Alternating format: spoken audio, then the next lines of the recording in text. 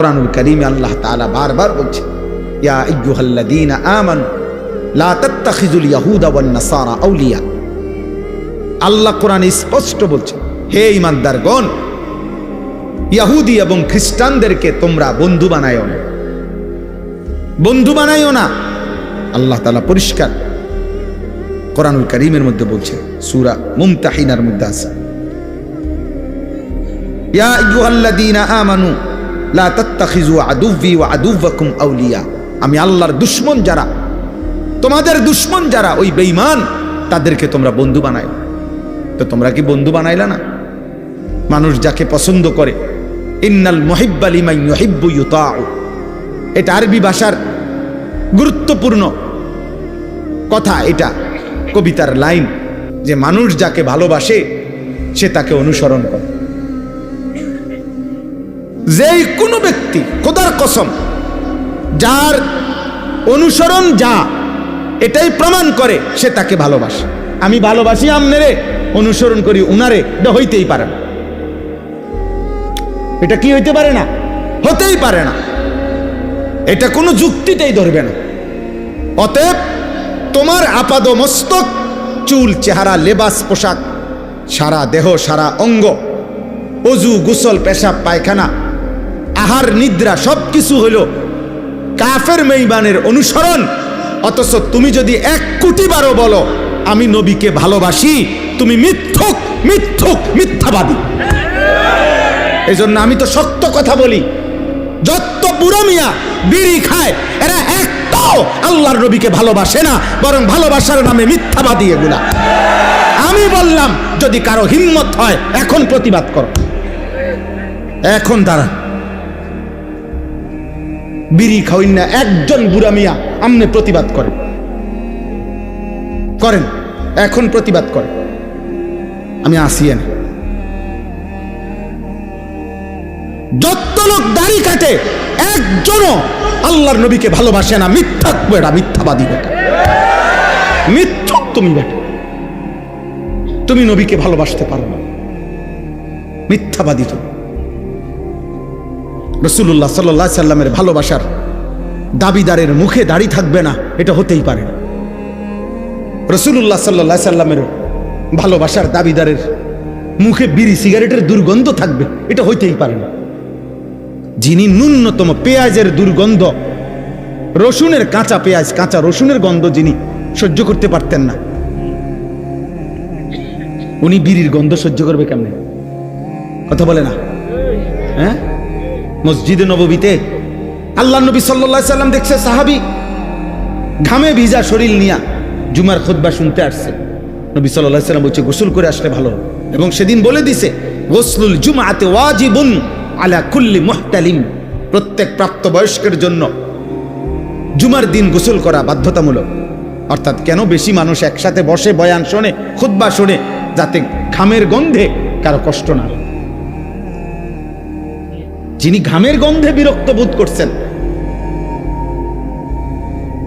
তিনি বিড়ি সিগারেটের গন্ধে কেমনে ঠিক বলেন? ইনসাফ করে বলেন মিয়া। এই জন্য দোস্ত, বছরের পর বছর, আজ না হয় 20 বছর হবে, আলহামদুলিল্লাহ, আমি কমপক্ষে 20 বছর হবে এই প্রথম যখন আসছি আপনাদের গ্রামে, সেটা 20 বছর আগে। দেখতে দেখতে হায়াতের 20 বছর চলে গেছে। 2005 কিংবা 6 সালে আমি প্রথম আপনাদের গ্রামে আসছি, আলহামদুলিল্লাহ। কারণ আমি 2004 সালে চাকরিতে আসছি এখানে। তাহলে এর 1 বছর বা 1.5 বছর পরে আমি এখানে বয়ানে আসছিলাম। তাহলে আমার বলার উদ্দেশ্য হলো, আল্লাহ এবং তার রাসূল সাল্লাল্লাহু আলাইহি ওয়াসাল্লাম যার কলিজায় ভালোবাসা, তার বাহ্যিক অঙ্গ প্রত্যঙ্গেও তার নমুনা। ঘাটতি থাকবে, ঘাটতি। আপনি কইবেন, আমারে তর্ক করবেন যে হুজুর আমনেগো অনেক ঘাটতি আছে। আমি তো স্বীকার করি, আমি এটা বলছি না আমি তো বেহেশতের থেকে আইছি না। আমি কি এখন বেহেশতের থেকে আইছি? ঘাটতি আছে, কিন্তু নিয়মতান্ত্রিকভাবে প্রতিদিন রাসূলুল্লাহ সাল্লাল্লাহু আলাইহি সাল্লামের সুন্নতের খেলাফ ব্যতিক্রম জীবনকে আপনি গ্রহণ করে নিলেন, যে এক তালে এক ঢঙ্গে প্রত্যেক দিন বিড়ি খান, এটা কেমন জিন্দেগি? সারা বছর দাড়ি কাটেন, এটা কেমন জীবন? সারা বছর পেশাব করে টয়লেট পেপার ব্যবহার করো না আব্বা, এটা কেমন জীবন? এটা তো ভুলে যাওয়া না, এটা তো ইচ্ছা করে ঠান্ডা মাথায় গাদ্দারি করা, ইচ্ছা করে। এটা তো ঠান্ডা মাথায় আমনে বুঝে শুনে আপনি আল্লাহ রসুল সাল্লাল্লাহু আলাইহি সাল্লামের বিরোধিতা করছে। একটা হলো হুজুর মনে কিছু নিয়েন না, ভুল হয়ে গেছে, খেয়াল নাই, হঠাৎ হইতেই পারে। একটা হলো এটার নিয়ম বানাই লাইছেন আপনি, সিস্টেম বানাই লাইছেন আপনি, এটারে আপনার জীবনটাই বানাই লাইছেন। সুদ আমনের জীবন, কিস্তি আমনের জিন্দিগি, ওজনে কম দেওয়া আমনের জিন্দিগি, টেলিভিশন আমনের জীবন, মোবাইলের নর্তকী আপনার জীবন, ফজরের নামাজ না পড়া এটা আপনার 365 দিনে একই রকম। প্রতিদিনই আপনি কথা কইলে গালি দেন, প্রত্যেক দিনে আপনি ওজন করলে কম দেন, প্রত্যেক দিনই আপনি যত রোজগার করেন এটার মধ্যে কিস্তি এবং সুদ আপনি লাগাইয়া রাখছেন। তো এটা কি শুধু গুনাহ? এটা ভুলে যাওয়া? এটা মাঝে মধ্যে? এটা গাদ্দারি না? কথা বলে না? এটা সীমা লঙ্ঘন না? এটা তো অহংকার, এটা তো বড়াই করছেন যে আল্লাহকে আমি কোনো পাত্তা দেই না। কোরআনুল কারীমের মধ্যে আছে সাআলা সাইলুম বিআযাবিন ওয়াকি'। নবীজি যখন মক্কার কাফেরদেরকে আযাবের কথা বলতেন, কবরের আযাব, জাহান্নামের আযাব, বিভিন্ন নাফরমান জাতির উপরে আল্লাহ আযাব দিছে দুনিয়ায়। নূহ আলাইহিস সালামের কওম, হুদ আলাইহিস সালামের কওম, শুআইব আলাইহিস সালাম, লূত আলাইহিস সালামের কওম, বিভিন্ন জাতিকে পূর্বে আল্লাহ তাআলা আযাব দিয়ে দুনিয়াতে ধ্বংস করে দেয় নাই? এগুলো যখন নবীজি বলতেন তো মক্কার কাফেররা বিদ্রুপ করত, ঠাট্টা করত। ও হ্যাঁ, মুহাম্মদ ওনার নিজে না ফাইরা ওনা আল্লাহর এটা ক্যান্সার, এমনি বলতো, বিদ্রুপ করত। মক্কার কাফের নজর ইবনে হারেস একজন কাফের সর্দার ছিল।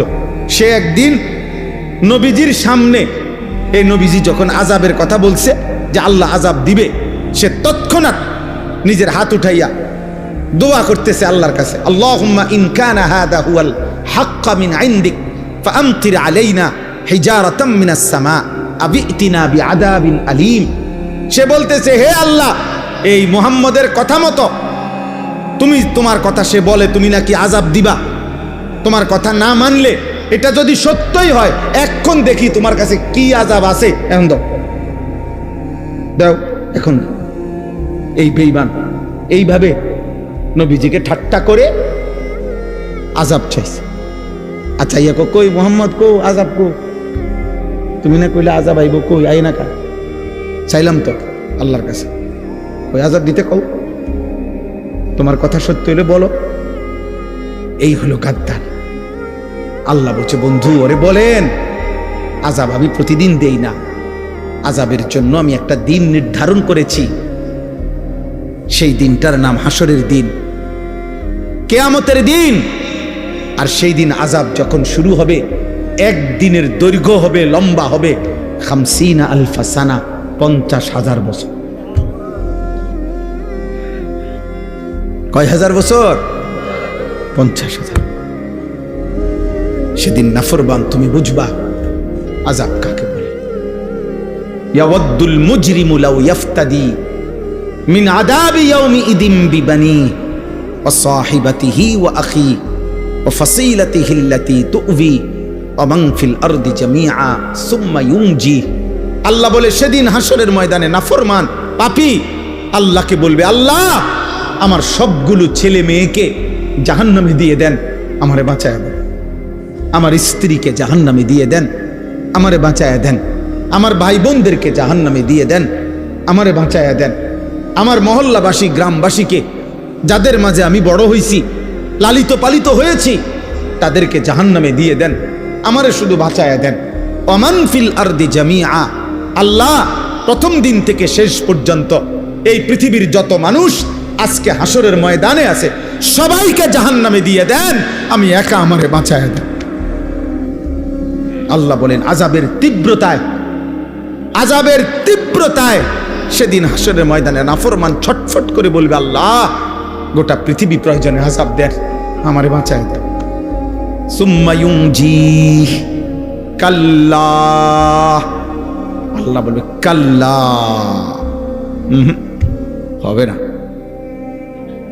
হবে না নাফরমান। আজ আমি কারো পাপের বোঝা অন্য কারো উপরে চাপাবো না। ইন্নাহা লাযা, আর জাহান্নামের লেলিহান আগুনের শিখা, ধাউ ধাউ প্রজ্বলিত এই আগুনে তোমাকেই ফেলা হবে। নাযাআতাল লিশাওয়া, আর ফেললেই 1 সেকেন্ডে নাফরমান তোমার সমস্ত চামড়া খসে ফেলবে, তুলে ফেলবে, চামড়া খসে ফেলবে। আল্লাহ আমাকে মাফ করে দেন।